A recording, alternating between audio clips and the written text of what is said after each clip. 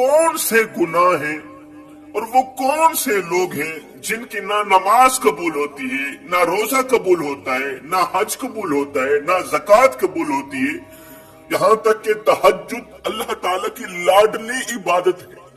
تہجد اللہ تعالیٰ کی لاڈلی عبادت ہے۔ تہجد کے سجدے ہر کسی کے نصیب میں نہیں ہوتے، تہجد کے سجدے ہر کسی کے مقدر میں نہیں ہوتے۔ ان بدبخت لوگوں کی نماز تہجد بھی قبول نہیں ہوتی، اور ان کی نماز ان کے سروں سے ایک بالشت بھی اوپر نہیں جاتی۔ قبولیت کے دروازے تک جانا تو رہی دور کی بات، وہ کون سے گناہ ہیں جن کے کرنے سے انسان کی کوئی بھی نیکی، کوئی بھی عبادت قبول نہیں ہوتی۔ یہ سن کر حضرت سیدنا امام جعفر صادق رضی اللہ تعالی عنہ نے فرمایا اے بندہ خدا، میں نے